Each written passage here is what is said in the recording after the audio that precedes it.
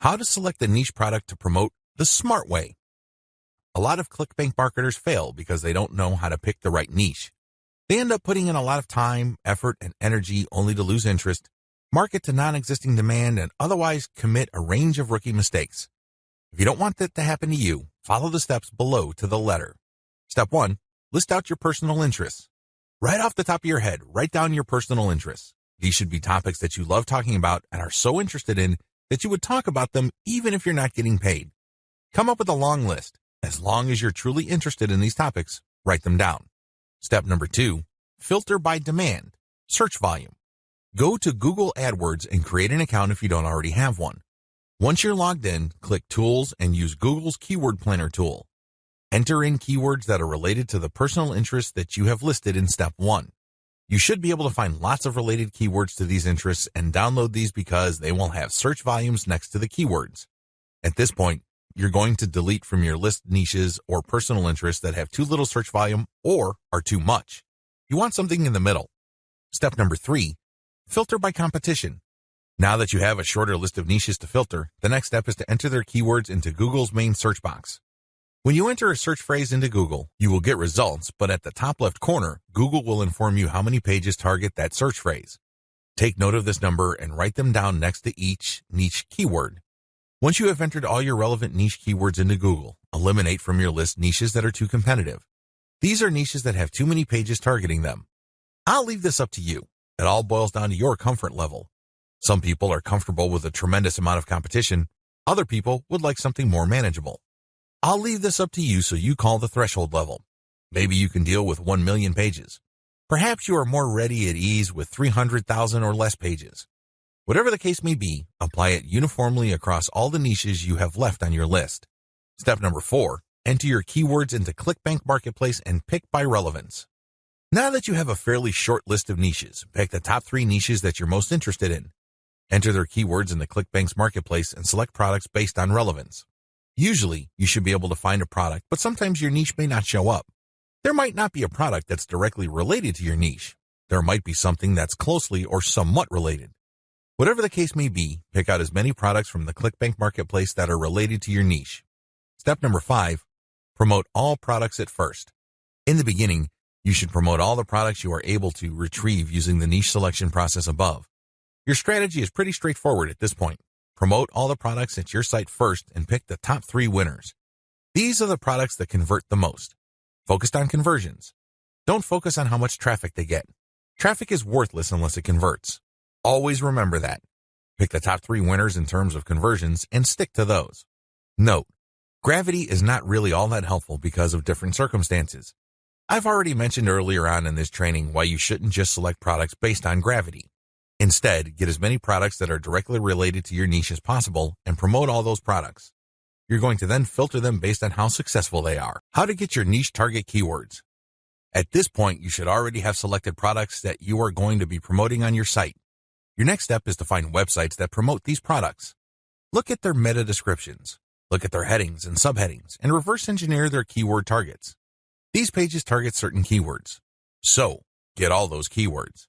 Next, use Google's Keyword Planner tool again to find even more keywords related to these products. At the end of this process, you should have a long list of pages full of keywords that are related to the products that you are promoting. What are you going to do with your keywords? You're going to use these keywords to find places on the internet to promote your 3-layer content marketing system. You are also going to use these keywords to help guide you through the content creation process. You're going to incorporate some of these keywords into the content that you produce. Also, you're going to be using these keywords to find Quora questions that you're going to answer.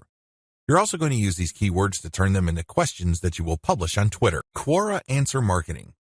What follows is a step-by-step guide to marketing on Quora. I've already described what Quora is and how it works in the overview section. If you need a refresher, check video 3 once again to get a clear understanding of what Quora is, how it works, as well as its advantages and disadvantages. In this video, I'm going to step you through the process of how to promote on Quora. Step number 1, use your niche keywords to get questions regarding your niche. At this point, you should have a long list of keywords. These are keywords that are directly related to the products that you have selected. Enter these keywords into Quora's search box. You should be able to retrieve at least some questions related to your niche. Step number 2, Filter questions based on how they fit your level 1 materials. At this point, you should also have your 3-layer content system set up. The first layer is a blog post that informs the reader regarding the problems that they have and the range of solutions, as well as a common sense guide on what to do and what not to do. The layer 2 material that you produce must talk about a particular category of solutions and why they're better than other solutions out there. The layer 3 that you produce uses a comparison of the different products that you have found through Clickbank. I hope that much is clear, so if you haven't done that yet, go ahead and do that. The key here is that your content must answer key questions that your audience members would have in mind when looking for solutions. Also, your content must answer those questions. In step 2 of Quora Answer Marketing, you have to filter all the questions that you have found on Quora in terms of how well they fit your level 1 material. If there are not enough questions that directly fit, you might want to hire a virtual assistant to create questions for you. Of course, they're going to have to use many accounts. They need to switch among different accounts to make it look legit. Regardless, you need to populate Quora with questions that are directly related to your niche and which are directly answered by your layer 1 or layer 2 materials. Step number 3, answer 10 to 15 questions before answering your first niche-related question. If you're going to be using your main account on Quora to answer questions, you have to be very careful. You can't just answer all questions that are directly related to your niche and forget about everything else. If anybody wanted to ban you, they just need to look at your answers and they would see a clear pattern. It's obvious that you were just answering only a certain type of question and dropping your link all over the place. That's a dead giveaway. Don't do that. Instead, answer 10 to 15 questions across a wide range of topics before answering a question that is directly related to your niche. Step number 4, answer your niche-related questions this way. Throughout my years of marketing on Quora, I've noticed certain patterns that grabbed more eyeballs and produced more results. Your answers should fit the following pattern. First, you need to answer the question directly. Read the question several times. What are they asking? What are they not asking? Are there any limits to the answers that they're looking for? Next, quote materials from your resource. If you're going to be dropping a link to your layer 1 content, quote a block of text from that content and explain why it is relevant. In other words, you have a specific answer to the question and then you quote from your source, which is your layer 1 content, and then there has to be a paragraph explaining why that content is relevant or makes sense in this context. After you've done that, you include a link to your layer 1 or layer 2 content and claim that this is your source. If you do this right, you're not going to get banned. Also, if you do this right, people who read your answer are more likely to click through.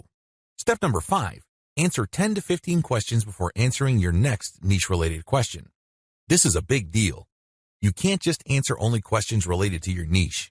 You're going to be too obvious when you do that. I suggest that you answer 10 to 15 other unrelated questions in a wide range of unrelated niches. When you answer these questions, drop links randomly. This is curated content that answers their questions and are extremely helpful. These links are not related to your niche. When you do this, you build authority. You begin to look like a legitimate and bona fide member of the Quora community. Step number 6. Drop your target link 15% of the time and do not copy and paste. It's really important to establish a healthy ratio of linked posts on Quora. As I keep repeating, when administrators check your account, they must not see a clear pattern. You must throw them off. Your account must look legit. Your account must look like the account of somebody who truly likes helping people by answering their questions. How do you do this? Only 15% of your total posts link to your own pages. The rest link to other third-party content or do not have links at all. Also, none of your posts are simple copies and pastes of each other. You're not just using some template over and over again. If you are able to do this and you are able to maintain a 15% ratio, you probably will not get banned for spamming. I can't guarantee anything, but the chances of you getting banned are going to be lower than people who just drop a link every time they post. Comment on blog posts that use Facebook comments. Here's the step-by-step directions you need to follow for this marketing technique. Step number 1. Use your targeted keywords in Google to find blog posts that use the Facebook Comments plugin. Use this search parameter, your keyword or key phrase here, plus Facebook Comment plugin. Of course, modify that search string with your specific keyword. You use one keyword at a time. I know you have a lot of keywords on your list. Do unique searches for each one of your keywords using that string, and you should be able to retrieve a lot of results on Google. Step number 2, go through each result and filter them based on relevance to your layer 1 content. Click through each and every result. Read each post. Does it make sense to comment on this post and refer to your Layer 1 content? Is there a strong enough connection? If the answer is yes, then copy and paste that result to a separate file and keep filtering your results. At the end of this process, you should have a long list of blog posts that use the Facebook comment plugin that are related enough to your niche. Given this topical similarity, it's easier to post your link on your responses to these posts. Step number 3, answer issues raised by the blog post. It's very important to signal to whoever wrote the blog post you're commenting on that you actually read their post. This means you're going to avoid posting, "Hey, good job," or "I love this post," or other similar garbage. Instead, you're going to repeat some of what they said and explain your understanding of it. Then, you're also going to raise issues with them or raise questions. You may not agree, and say so.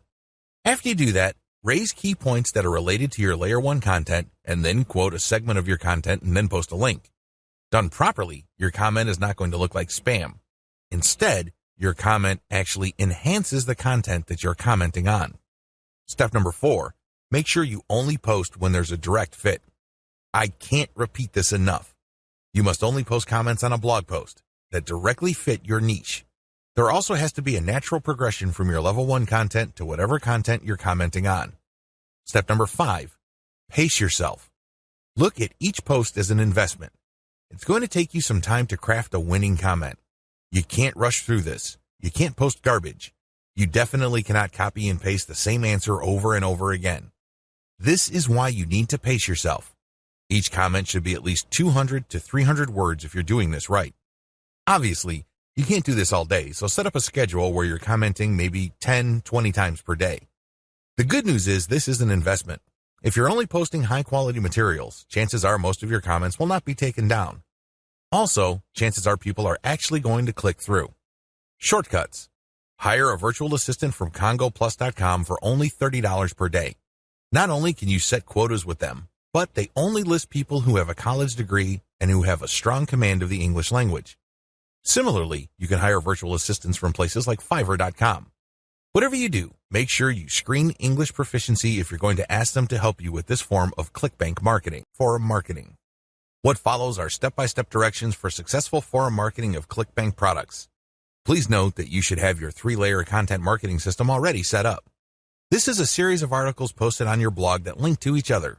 You have to have these already. These are not only targeted to your keywords, but they also compare different Clickbank products in your niche. Look at the 3-layer content marketing portion of this training to get the inside scoop on how to set this up. Step-by-step directions for Clickbank forum marketing. Step number 1, use Google to get a massive list of forums in your niche. Now that you have a massive list of keywords related to the products that you're going to be promoting, as well as your niche, enter these keywords one by one into Google to look for forums. You're not looking for blog posts. You're not looking for Quora questions. You're not looking for places to post Facebook comments on. Instead, you're looking for actual forum discussions, or better yet, forums that are directly targeting your niche. If you can't find forums that are directly related to your niche, look for sub-forums that are directly related. If you can't find that, look for off-topic or general chat sections of these forums where people talk about your niches. Step number 2, create a real-looking account complete with your picture, biography, and other details. Please note that you don't have to include your personal picture. You can just use a picture that is related to your niche. The point is that your forum account must look real. This means that when people look at your profile, they would see a picture and a short biography. Make it look real. Do whatever you need to do to make it look real. Step number 3, post 50 to 100 times to establish a track record. I know this may seem like a lot, but if you are really into communicating with other people, sharing your thoughts, and otherwise engaging with forum members, you will be able to post 50 to 100 times over a number of days fairly easily. During this time, you should not drop any links. This is very important, because if you drop links from day 1, you're going to make people suspicious. People might think you're a spammer. Just interact with people, ask questions, raise issues. If they say something controversial, call them out on it. Always be respectful, but get the conversation going.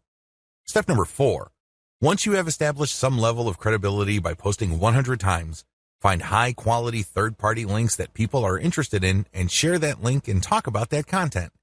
You're sharing this material to get a conversation going. For the next 100 posts, 30 of those posts must involve some third-party link.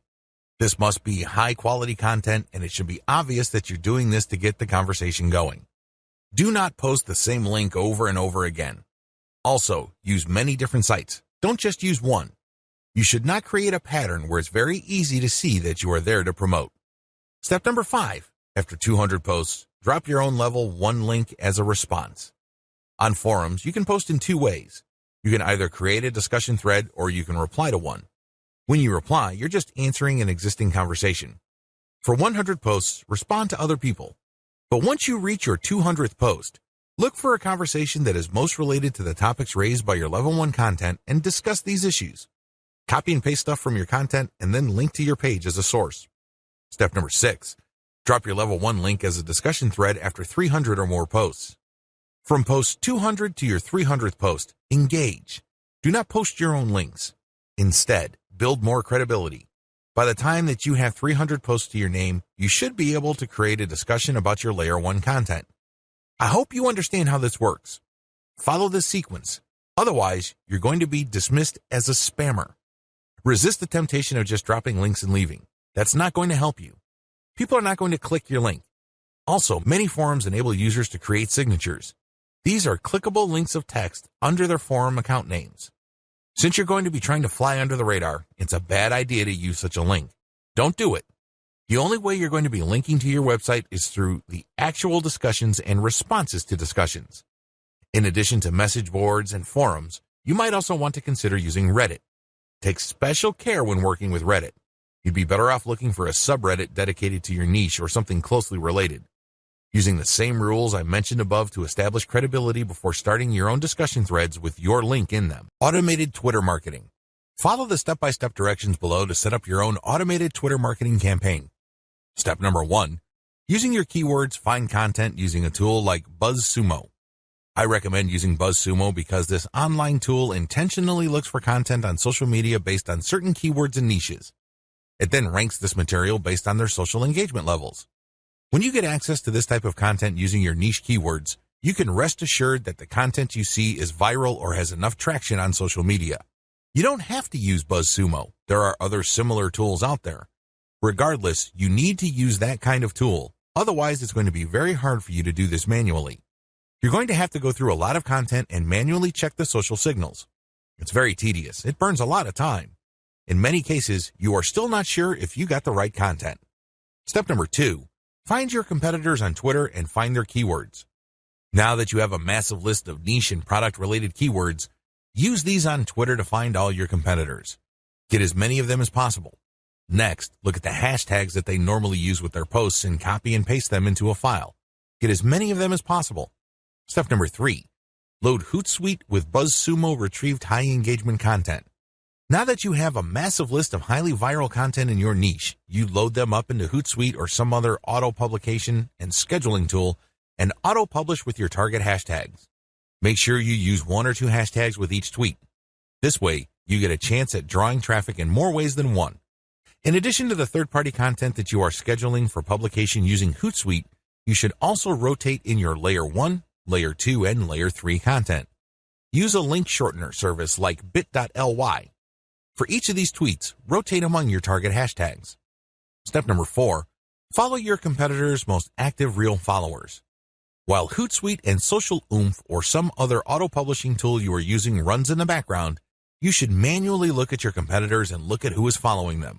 Go to those accounts and pay attention to the activities of those followers. If it's obvious to you that these followers are active and truly interested in your niche, follow them.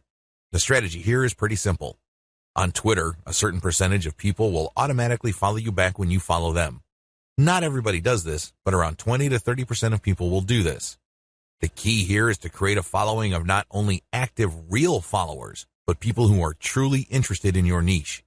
If you do this right, you build a tremendous amount of credibility with the high-quality, curated content that you're sharing, and this can draw eyeballs to your Layer 1, Layer 2, Layer 3 content, and this can lead to traffic to those pages. Automated Facebook marketing. Follow the steps below to set up an automated marketing system using the Facebook platform. Step number 1. Using your keywords, find high engagement content using BuzzSumo or some other tools. Watch video 9 again and follow the instructions all the way up to step 3. Skip the hashtag part. All steps are exactly the same. Step number 2. Use your keywords to find Facebook pages and groups in your niche. Once you've loaded your Facebook page with curated content, the next step is for you to find Facebook pages and groups that are interested in your niche. Step number 3.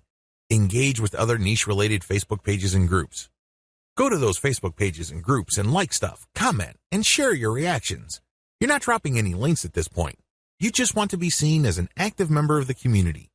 After about a couple of weeks actively engaging with people and getting them to like your comments, you should then start to drop links to your Facebook page posts. These posts feature third-party content that has been curated. Step number 4. Drop your site's links from time to time and keep the engagement posts going. It's important to make sure that you do not abandon the Facebook pages and groups that you are tracking. These are all directly related to your niche. You have to keep up your engagement with them and still be an active part of the community. But from time to time, share links from your page. The strategy here is to get people to notice this content. If they like the content, they can click through to your page.